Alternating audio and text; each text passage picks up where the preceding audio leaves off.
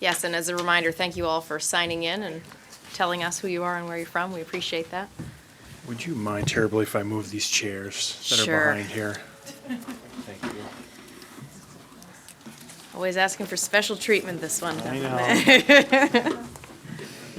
I've seen people struggle all day, and I figured, you know what, let's take away the hazard. I know this isn't the Labor Committee today. We always need a doer in the crowd. Exactly. Thank you, There it Mr. is. Dorn. Yeah. So, Chairwoman Herbig, I think Madam or Chairwoman Daughtry has left. I'm Dana Duran with the Professional Logging Contractors of Maine Trade Association that represents logging and trucking contractors in the state, and I'm here to testify in opposition to LD 1977. I apologize, I did not bring testimony with me today. I actually did not plan to testify in front of the committee today, but I feel compelled and I can send in my comments after the fact. But when Senator Carpenter introduced the bill and started talking about skidders, it started to raise the hair on the back of my neck. And our trade association represents about 200 member companies throughout the state. They harvest about 85% of all the wood that's harvested is done by one of our members.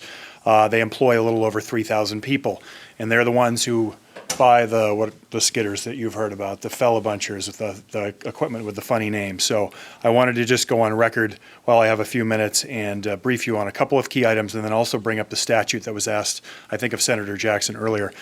So our members have not identified this as an issue. No one with a skidder has called me and said this is an issue that they have, and I'll tell you why. They do not buy equipment from dealers unless those dealers provide the service that they require. I mean, hands down, they will not buy the equipment. They must have service. Downtime in this business cannot happen. They do not get paid enough money to be able to have equipment that goes down that cannot be serviced. So that's number one. There was a comment made that there aren't enough service technicians. Again, I go back to that same comment. They will not buy equipment from a dealer if they cannot have it serviced. Mr. Hammond brought up the fact that John Deere for their tractors provides basically internet-based service with their computer-based systems. This has existed in forestry equipment for quite a long time. It's available now. And I talked to one of my members up in the Peru area earlier today, and he said he's been given by the dealer a computer system that he pays a lot for to be able to then be provided with the codes if that equipment goes down, because that equipment cannot sit idle. So he works very closely with those dealers and with the manufacturers on that. So that the codes are there. And lastly, I will say I had a member who bought a skidder from another contractor, and that contractor who bought that skidder had a Tier 4 engine in it. Tier 4 engines were required by the federal government in 2014 to effectively reduce emissions by 95% for particulates. So they are some of the cleanest equipment that is out there for diesel emissions. So that Tier 4 engine, the exhaust system, has a lifetime warranty. That part had to be replaced. He had bought it from another contractor. That warranty was not voided. Had he gone and done that service work, it would have been voided. And so we have to make sure that, again, those warranties exist for the life of those of that equipment.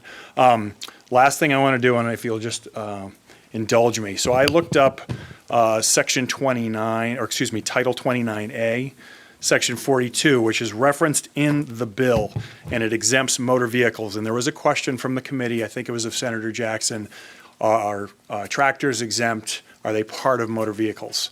They are not. And I'm going to read to you, again, if you'll indulge me, 29A, Section 42, motor vehicle. Motor vehicle means a self-propelled vehicle not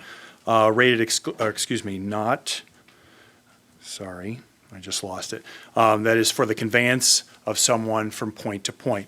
So what's the definition of a vehicle? Also in 29A, Section 91 says vehicle means a device for conveyance of persons or property on a way. Vehicle does not include conveyances propelled or drawn by human power. And now I'm going to lastly go to 29A, Section 82. Tractor is defined. Tractor means a motor vehicle used primarily off-highway for farming, forestry, or other similar types of activities.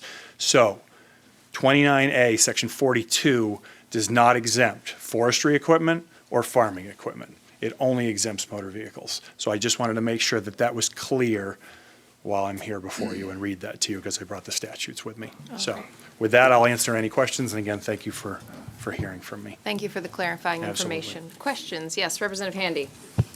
Thank you for being here. So in our statutes, are agricultural equipment and, well, agricultural and logging equipment defined?